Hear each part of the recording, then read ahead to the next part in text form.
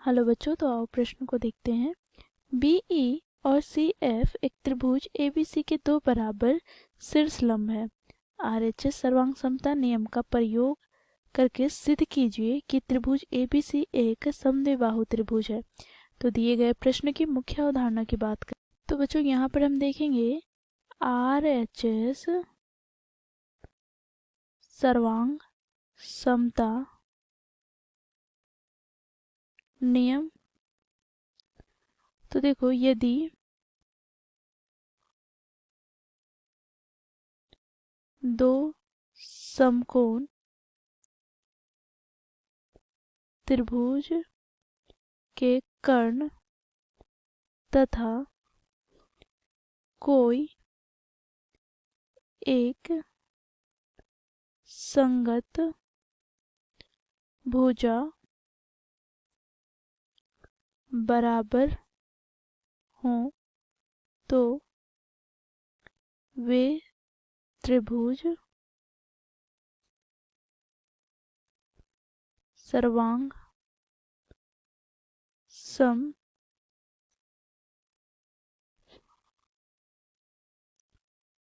होते हैं। साथ ही बच्चों यहाँ पर हम देखेंगे, यदि दो त्रिभुज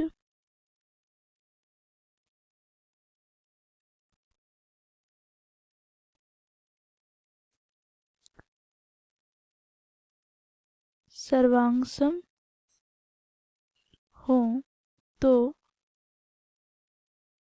उनके संगत भाग बराबर होते हैं। तो दिए गए प्रश्न को बच्चों इस मुख्य अवधारणा की सहायता से हम सिद्ध करेंगे।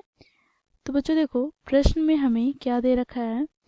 तो बच्चों देखो, यहाँ पर बीई और सीएफ त्रिभुज एबीसी के दो बराबर शीर्षलंब है। तो यहाँ पर बच्चों देखो, सबसे पहले हम लोगों ने एक त्रिभुज एबीसी बनाया। बच्चों देखो, बीई तथा सीएफ दो शीर्षलंब है।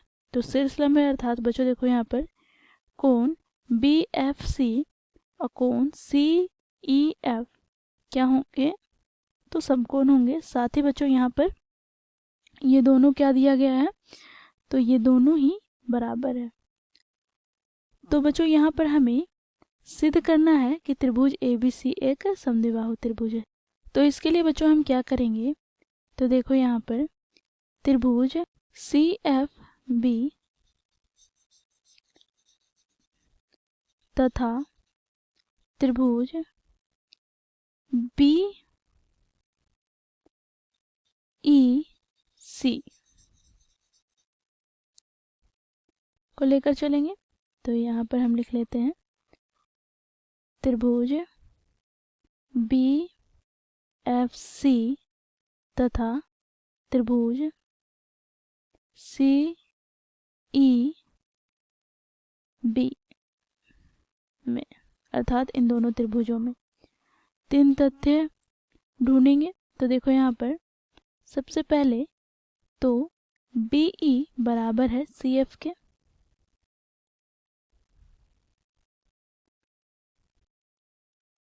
ये हमें प्रश्न में दे रखा है,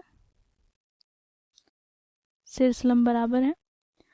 साथ ही बच्चों देखो यहाँ पर कोण सीएफबी बराबर हो जाएगा कोण बीईसी के,